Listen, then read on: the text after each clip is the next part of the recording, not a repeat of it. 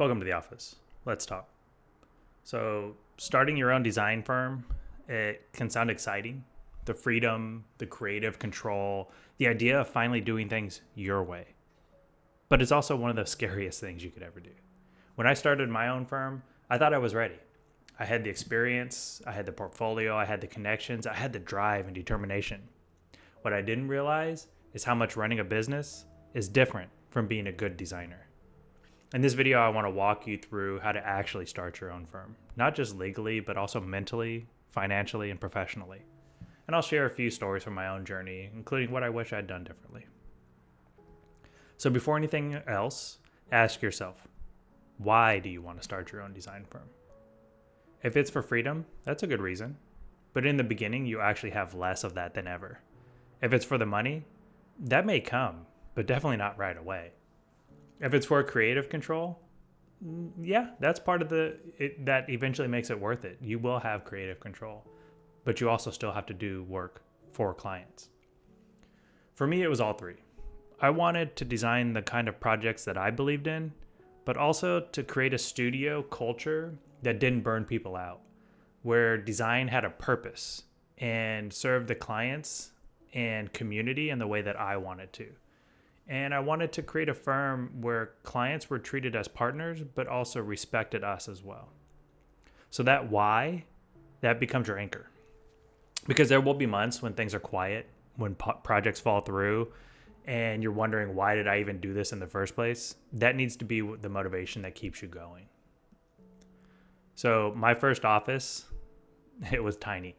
It was a cramped little rental space that we had where we squeezed every person and every piece of equipment had into it. We would have meetings right next to the place where the drafter is still drafting as we're talking. We didn't have a fancy conference room or even a private call space, but it was ours. Looking back, those early days, they were chaotic, but they still felt special. They taught me how to make the most with what we had and how much you can actually accomplish in a small space so long as you're focused and you have that why. All right, let's talk about logistics, the not so fun part, but you have to get it right. So step one, the legal structure. You'll need to decide whether to form an LLC, PLLC, or S Corp, but all that depends on your state laws. Each one will have its own pros and cons for taxes, liability, licensing. It sounds daunting and scary. It's really not. But I'm not here going to give you legal advice on that. You should absolutely talk to a professional or at least do your research on what works best for you in the place you live. But you should be setting up one of those legal entities and not just doing work on your own. You're going to also need to register your business name and get a federal tax ID number, sometimes also called an EIN, employee ID number. That's going to be through the IRS. But you also have to register that with your state, so check with your state as well. But you need to make sure your firm is compliant with the state board's naming and licensing requirements as well. Those are all very specific to the things that you're going to do in the place where you live, so you're going to have to do a little bit of research on your own. And hopefully if you're thinking of starting your own business, you're capable of doing that stuff.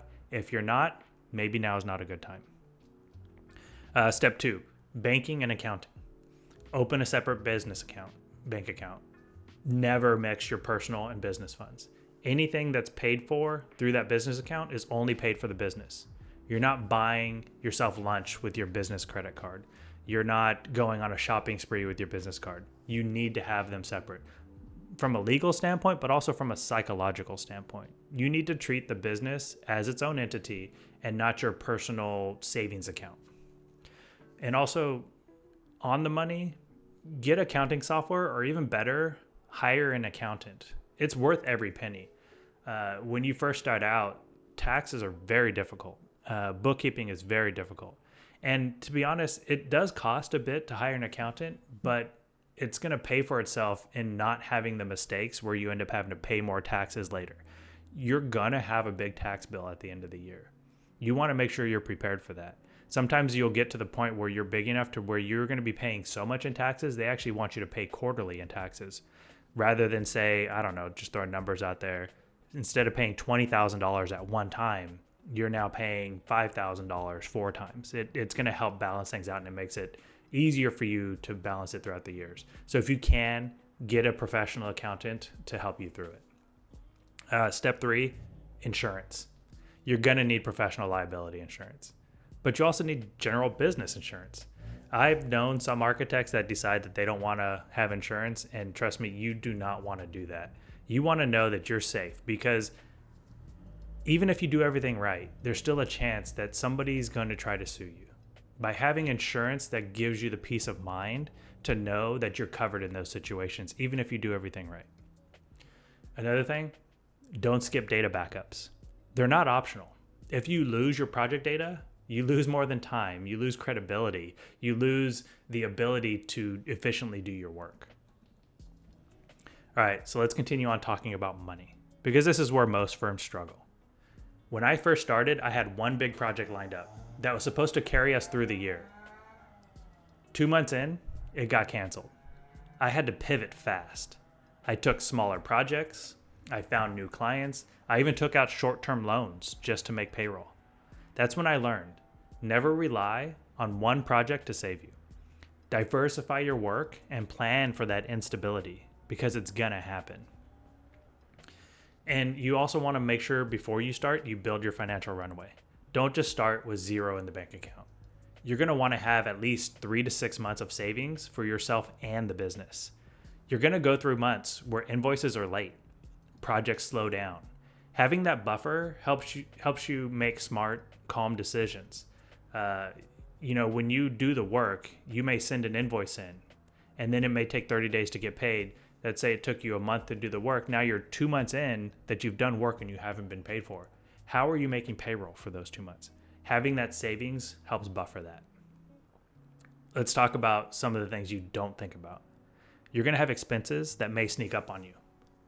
You're going to have software subscriptions. They're going to add up fast. Revit, AutoCAD, SketchUp, Photoshop, you name it. You're going to have a ton of software subscriptions, and that ends up being one of the larger chunks of expenses that you have. You're going to want to have to pay for that cloud and physical data backups, because you are going to want redundancy. One of your biggest expenses is also your professional business insurance. That is costly. And then there's little things, new boots, a hard hat, job site gear for when you're on job sites, maybe office rent, or maybe you're just meeting at Starbucks for now until you grow. The gas and the mileage on your car, it's going to add up if you're visiting sites regularly. It's a lot to manage, but that's why understanding your cash flow early is key. Setting up a system for invoicing, depositing, savings, paying yourself something consistent, even if it's small at first, those things help and go a long way. One thing that helped me immensely when I first started is I became obsessed with research. I've probably read every major business book out there in my first few years of starting the company. Seth Godin, Michael Gerber, from Blue Ocean Strategies to E-Myths. I read all of it. I treated learning about business the same way I once treated learning about architecture. You're not just designing buildings anymore, you're designing systems, processes, and experiences. The more you understand about business, the faster you'll grow and the fewer mistakes you're going to end up repeating.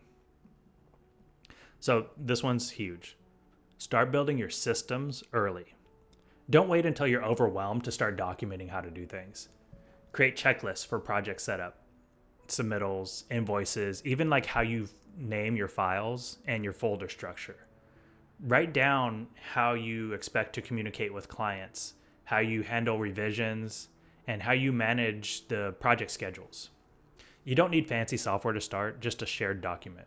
But those systems will save you later when you have to hire your first employee or when you're juggling 10 projects at once.